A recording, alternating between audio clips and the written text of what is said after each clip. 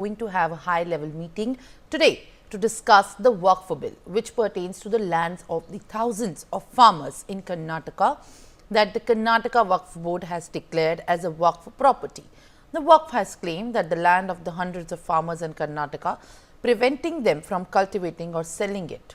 The second big controversial issue is going to be arising today regarding the Waqf declaring the properties of archaeological importance, including more than 10 temples in Delhi as its property. The Delhi Waqf Board had already appeared before the JPC, but it had not claimed to declare any temple as Waqf. But today, Delhi Government Minister Imran Hussain will appear before the JPC on behalf of the Delhi government and will stake a claim on the Waqf properties.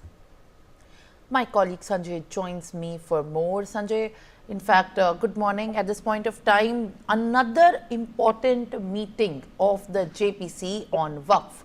Imran Hussain, the Delhi minister, is going to appear, in fact, before the JPC. What is the latest that you are tracking in this regard? JPC की अब तक जो बैठक हुई थी उसमें दिल्ली सरकार की ओर से अभी तक कोई भी प्रतिनिधि उसमें जेपीसी के सामने शामिल नहीं हुआ था, लेकिन वहां पर दिल्ली वक्फ बोर्ड को बुलाया गया था जिस पर की सरकार का नियंत्रण है। वहां पर केंद्र सरकार ने अपना प्रतिनिधि बिठाया हुआ था।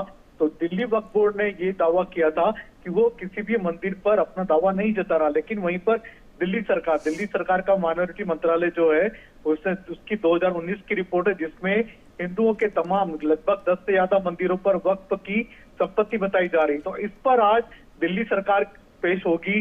दिल्ली सरकार की ओर से इमरान हुसैन पेश होंगे और वो ये बताएंगे कि दिल्ली में जितने कुछ मंदिर जो हैं हिंदुओं के, वो असल में वक्फ की संपत्ति हैं। तो इस पर आज विवाद होने की काफी संभावना है। इसके अलावा कर्नाटक में जिस तरीके से हमने देखा, कर्नाटक वक्फ बोर्ड ने हजारों किसानों की जमीन को वक्फ की जमीन बता दिया।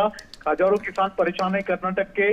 पिछले कुछ दिनों पहले हमने देखा था जेपीसी के चेयरमैन जगदम्बिका पाल ने कर्नाटक का दौरा भी किया था, वहां किसानों से मुलाकात भी की थी। तो आज कर्नाटक के कई सारे अफसरों को बुलाया गया है, कर्नाटक वक्फ बोर्ड के अधिकारियों को बुलाया गया है।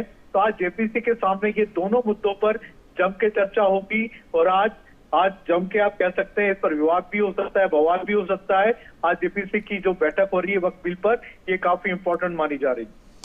All right, all eyes are going to be on, in fact, the JPC meeting that will have, in fact, much dramatic scenes expected to arise from yet another meeting where there is a hearing on the claims regarding the temples in Delhi and the lands of farmers in Karnataka.